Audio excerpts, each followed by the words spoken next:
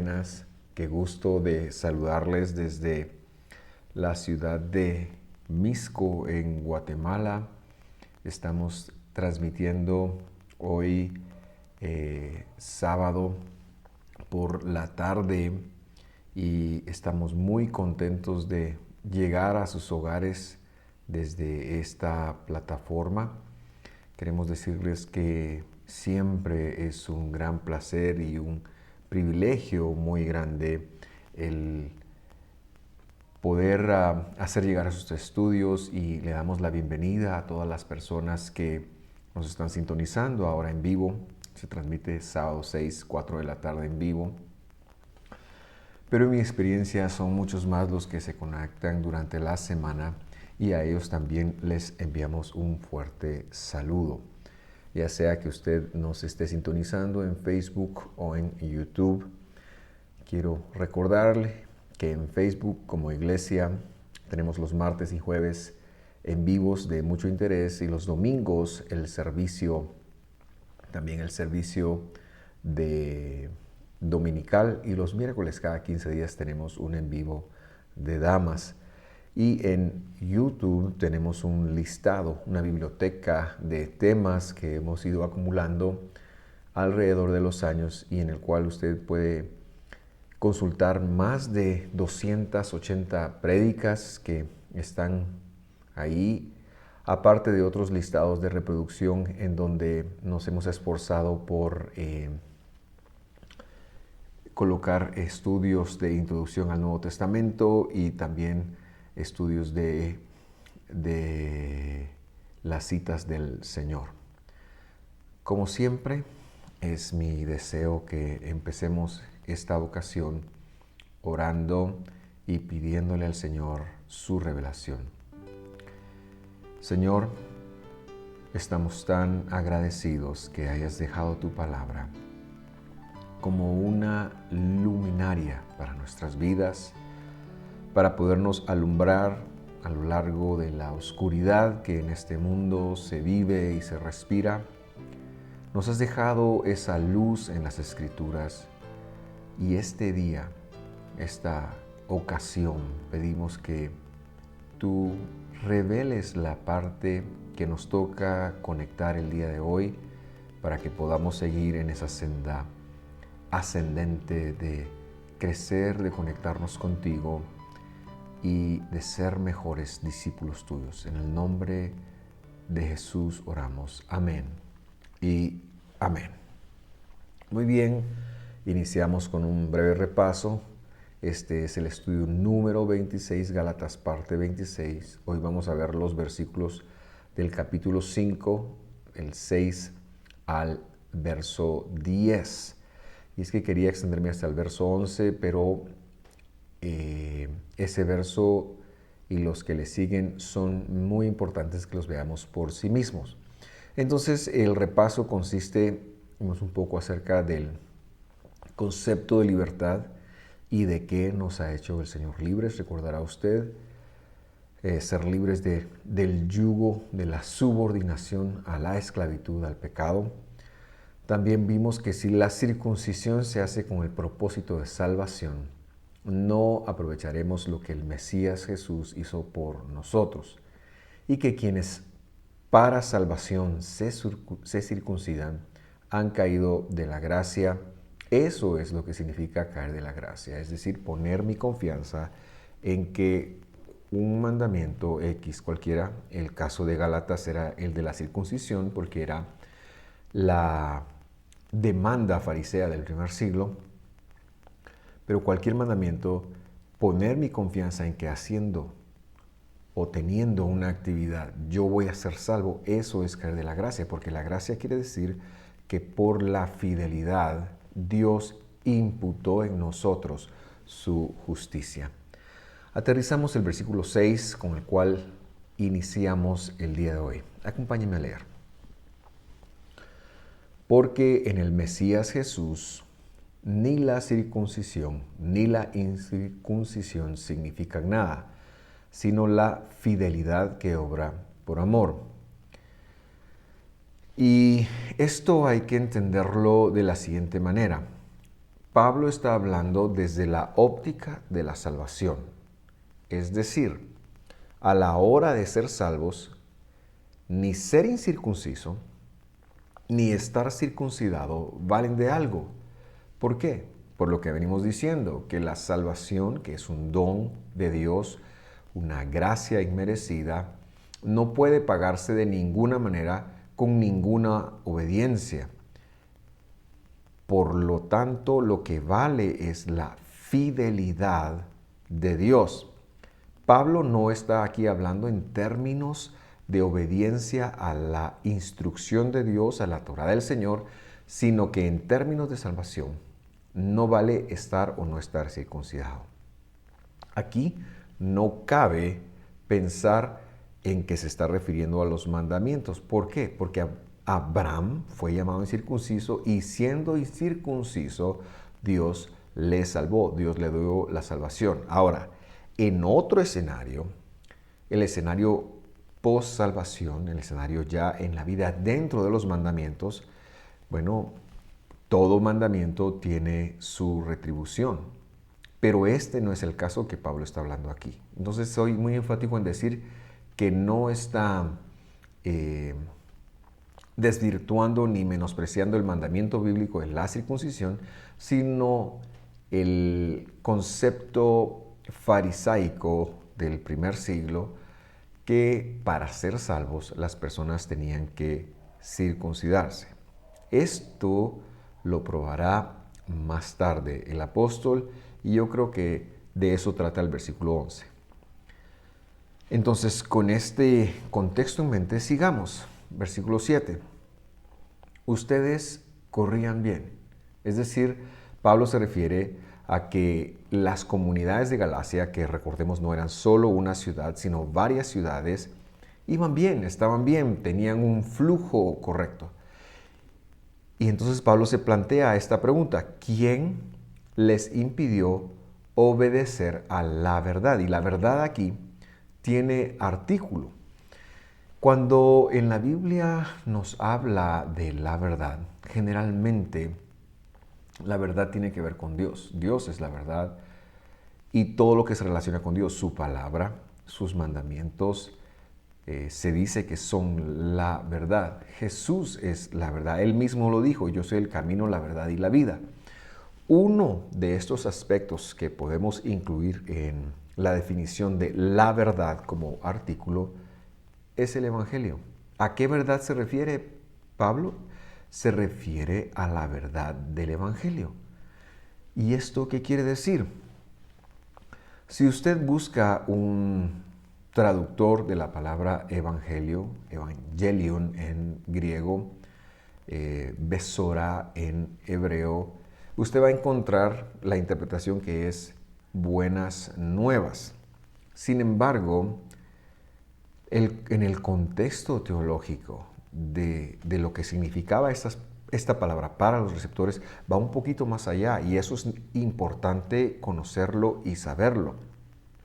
Evangelio es el anuncio de aquel que es bueno. ¿Y quién es bueno? Jesús.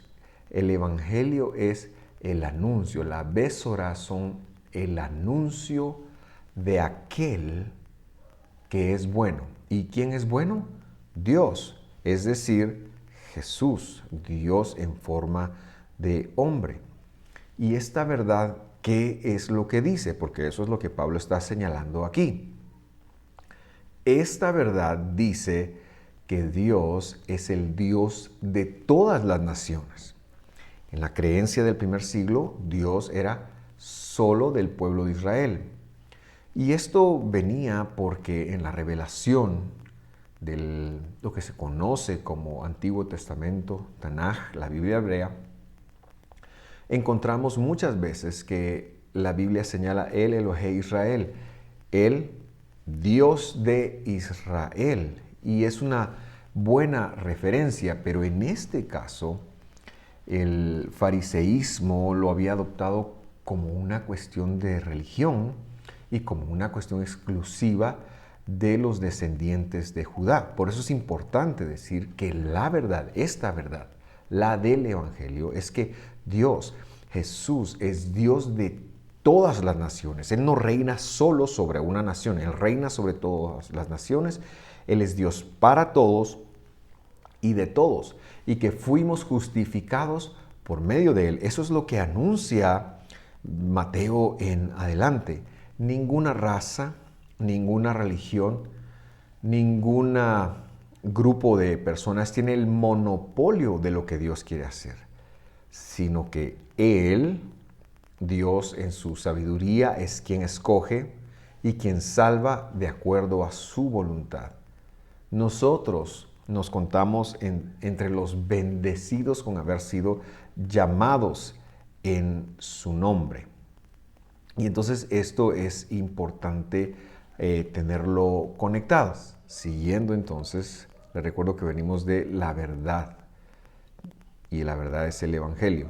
La verdad se refiere al Evangelio y Evangelio es el anuncio de aquel que es bueno y que es a todas las naciones. Versículo 8. Esta persuasión no, y entre paréntesis yo le puse es, porque en el original se encuentra esta persuasión no de aquel que los llama, no viene, no es de aquel que los llama. Y entonces, ¿qué está señalando Pablo? Que la persuasión de la circuncisión con el propósito de salvación, y no nos cansaremos de hacer ese énfasis, ¿verdad? Esa distinción entre la circuncisión bíblica como un mandamiento y la circuncisión farisaica, rabínica, como un requerimiento para la salvación. De eso es lo que se trata toda esta carta. Esta persuasión, la persuasión a ser circuncidados, no viene de aquel, y le he puesto aquel en mayúscula, porque es una referencia a Dios. ¿Qué está diciendo Pablo? Pablo está diciendo, esto es una herejía, esto es un invento de alguien, eso está señalando, ¿verdad? Y esto hace que nosotros desemboquemos en el versículo 9, que a su vez es muy ilustrativo, y en este nos vamos a extender un poquito. Gálatas 5:9. Un poco de levadura fermenta toda la masa. Hemos escuchado cómo este versículo se ha usado en el espíritu de decir que las malas juntas pueden arruinar las buenas costumbres. Hay otro versículo que habla de eso. Pero este versículo, ¿de qué nos habla? Y a mí me impresiona la sintonía que Pablo, un emisario de Jesucristo, un plenipotenciario de Jesús, el Mesías, está utilizando de alguna manera. ¿Quién ha hablado de levadura? ¿A qué se refiere esto de un poco de levadura fermenta toda la masa? Bueno, tenemos que volver a lo que el Evangelio dice en Mateo 16:11, al maestro de Pablo, que no es otro que Jesús. Y dice ahí, 16:11 de Mateo, acompáñeme a leer. ¿Cómo es que no entienden que no les hablé de los panes? ¿Recordará usted cuando Jesús hizo la multiplicación de los panes y se llevan las cestas y luego tienen la travesía en el lago? Ellos empiezan a relacionar porque Jesús les dice, cuídense, guárdense de la levadura de los fariseos. Ahora está clarificando el punto y les dice, no les hablé de los panes, pero cuídense de la levadura de los fariseos y saduceos. Versículo 12, Mateo 16:12, perdón. Entonces entendieron que él no les había dicho que se cuidaran de la levadura de los panes. No está enseñando una ley rabínica, sino de la enseñanza de los fariseos y saduceos. O sea, que la levadura, según Jesús, es la enseñanza de dos posibles grupos. Uno, los fariseos, y dos, los saduceos. Sin embargo, los saduceos no figuran acá porque los saduceos Eran un grupo muy localista que se encontraba casi exclusivamente en la ciudad de Jerusalén. Mientras que el fariseísmo del primer siglo, que era muy proselitista, se había extendido a muchas, por no decir casi todas las comunidades donde habían llegado judeanos o descendientes de Judá en la diáspora que se llevó a cabo 2 siglos antes y que nos tiene en el primer siglo en el primer siglo a más de 2 millones de judíos viviendo afuera de las fronteras de Israel. Pablo, siendo él fariseo, de instrucción farisea, llega a conectar y llega a enseñar lo que su maestro, el Mesías Jesús, ahora le ha enseñado, y le está diciendo que en el contexto que estamos hablando, la levadura es la enseñanza, es la doctrina de los fariseos. ¿A qué doctrina se refiere? ¿Cuál era la enseñanza farisea que estaba echando a perder toda la masa? Es decir, que se regaba toda la masa, ahí serían el resto de los creyentes que habían sido llamados para fidelidad en Jesús el Mesías. ¿Cuál era esa doctrina que estaba echando a perder la masa? Bueno, recordémoslo, porque esto es muy importante y regresar a hacer esas conexiones nos va a ayudar a que nosotros tengamos claridad y no nos salgamos a tratar de inventarnos o a tratar de conectar qué estaba diciendo Pablo o adivinar qué estaba diciendo Pablo, sino que sepamos por el contexto lo que él estaba diciendo. Entonces quiero invitarle a regresar conmigo al libro de Hechos, capítulo 15, versículo 5. Y lo voy a leer de la Nueva Biblia de las Américas. Y dice así: pero algunos de la secta de los fariseos que habían creído, es decir, personas, ¿se podía ser fariseo y haber creído en Jesús? La respuesta es sí. Eso ocurrió con la congregación de Jacob, de Pedro, de Juan, de Jerusalén, que pusieron su fe en Jesús, pero que no soltaron de alguna manera todas las doctrinas fariseas que ellos traían. Dice que algunos de la secta de los fariseos que habían creído se levantaron y dijeron: es necesario circuncidarlos y mandarles que guarden la ley de Moisés. Y recordará usted que este capítulo 15, por lo visto en otros estudios, no es sino el concilio de Jerusalén, en donde se da una facción en 2 grupos, unos que eran los de la secta de los fariseos que habían creído en Jesús y otros los paulistas, los paulinos, que estaban regando la fidelidad de Dios en todo el imperio. Específicamente empezaron en Creta y las comunidades de Galacia, y que ellos, regando la fidelidad de Dios, empiezan a decir que no es necesario circuncidar a los que están entrando al movimiento, que hasta ahora es un solo movimiento que se mueve dentro de la fe de Israel.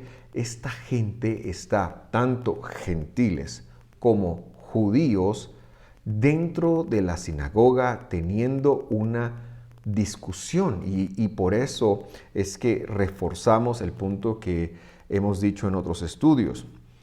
Para entender el Nuevo Testamento, hemos de entenderlo desde la sinagoga judía que le dio nacimiento. Eso sí, la sinagoga judía del primer siglo.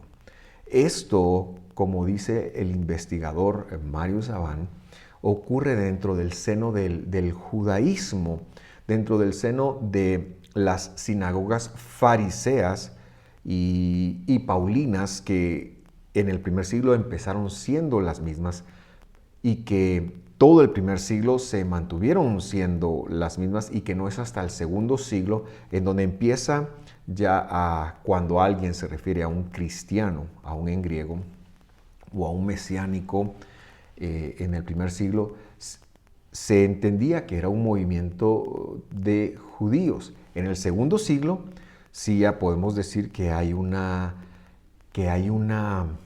movimiento aparte del judaísmo del primer siglo. Y esto también hay que decirlo, porque cuando nosotros decimos judaísmo pensamos en una sola religión organizada, pero la verdad es que, como hemos visto también, la fe de Israel tenía muchas sectas.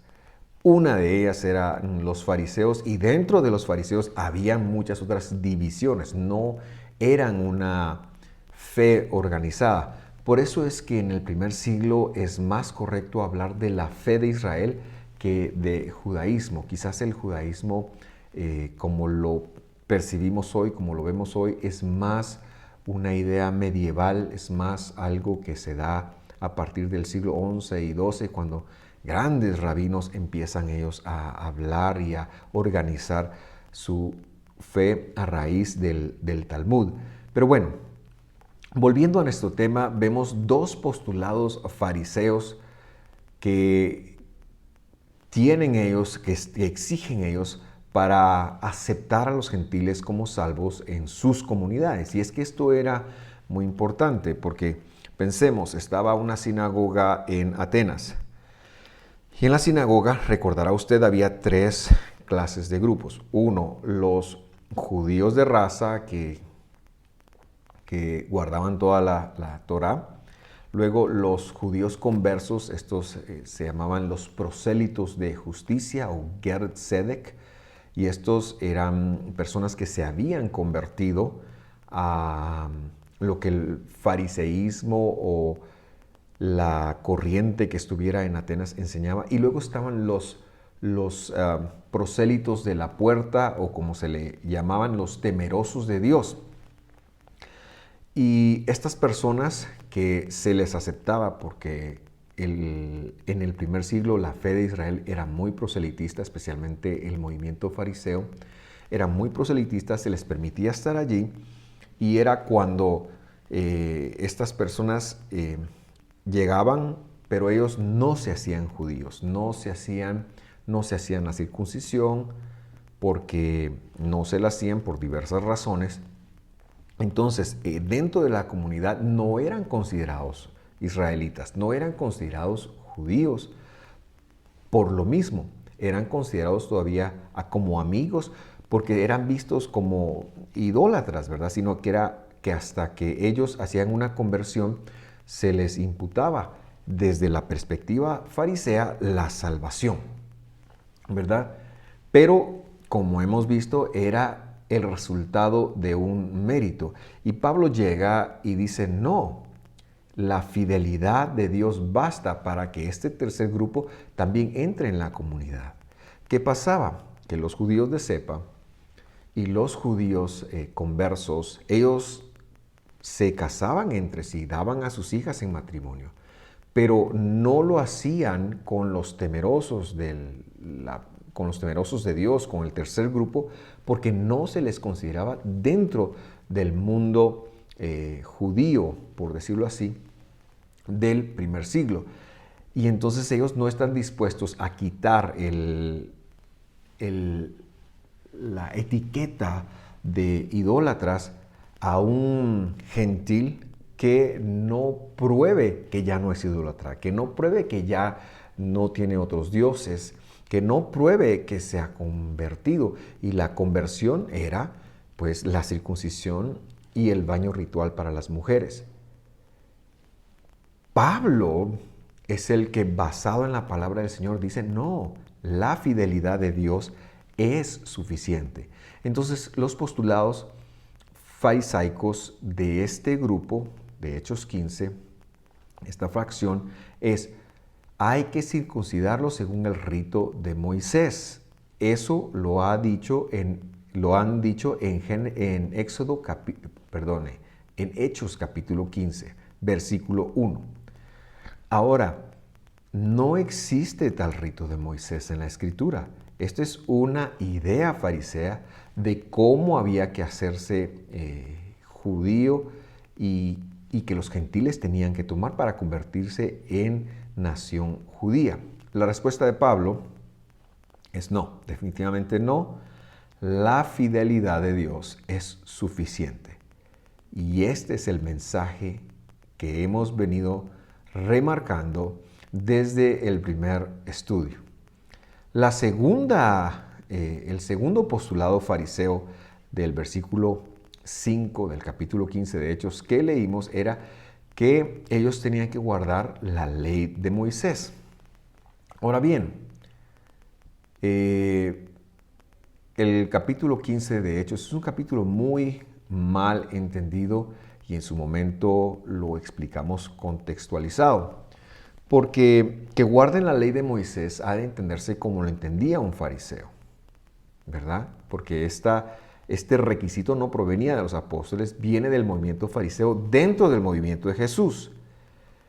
¿Cuál es la postura de Pablo y cuál es la postura que toma Jacobo en ese momento? Pues Jacobo dice, miren, yo regulo esto, ¿verdad? A los gentiles que entran al movimiento tienen que, y da 4 o 5 reglas ahí, si usted recordará, pero que tienen que ver con los 3 pecados capitales. La inmoralidad sexual, la idolatría y el hecho de matar, ¿verdad? Esas 3 cosas, dice, se los requerimos desde este momento, porque Moisés es leído semana a semana en todas nuestras comunidades. Es decir, Moisés, hasta el día de hoy, los primeros 5 libros de la Biblia, Génesis, Éxodo, Levíticos y Deuteronomio, se distribuyen en todos los sábados a lo largo del año y eso se lee. Y entonces el gentil poco a poco iría conectando cómo vivir dentro de la fidelidad de Dios al escuchar la ley, al escuchar la instrucción, al escuchar la Torah del Señor. Poco a poco iría aprendiendo acerca de no mentir, iría aprendiendo acerca del descanso, iría aprendiendo acerca de las citas del Señor y bueno, lo que la justicia de Dios enseña en la ley de Moisés, que era la deuda del pecado, pero que ahora el gentil, salvo por el Señor, iría aprendiendo, iría tomando la idea general. Pero para entrar, 3 cosas deberían de ser absolutamente necesarias: que se abstuvieran de matar, que se abstuvieran de la inmoralidad sexual y de la idolatría. Y eso es lo que regula Jacobo en Hechos 15. Para confirmar esto, yo quiero recordar lo que vimos la semana pasada en Gálatas capítulo 3. Otra vez Gálatas capítulo 5, versículo 3. Otra vez testifico a todo hombre que se circuncida. Oiga esto, que está obligado a cumplir toda la ley. Y ahí la ley tiene artículo. ¿A qué se refiere? Se refiere a la idea farisea de, al igual que lo que leíamos en Hechos, de guardar las dos, primero lo escrito, lo escrito, lo que está escrito en Moisés, Génesis, Éxodo, Levítico, Números y Deuteronomio, y 2, toda la interpretación de los ancianos, lo que se conoce como la ley oral.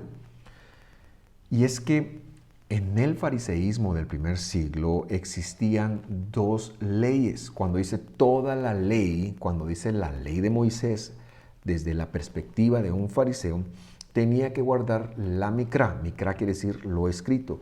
Y la ley oral, lo que se conoce como Torah Shebe al Pe, Torah al pie de la boca, que eran todas las tradiciones de los ancianos que llevan más de 150 años, que son una montaña de mandamientos. Esto es lo que Pablo está diciendo. Esto es lo que Pablo dice, no podemos con lo oral. Eso es lo que Pedro también señala en el capítulo 15 de Hechos. nuestros padres ni nosotros hemos podido con esto. ¿A qué se refiere? Se refiere al peso de la ley oral farisea. Algo que solo existía en ese movimiento, que no existía en ningún otro movimiento de la fe de Israel, ¿verdad? Porque en esta ley, donde los ancianos, donde los rabinos han dado sus legislaciones, hay muchos mandamientos de hombre. Uno de ellos es: ¿quieres ser salvo?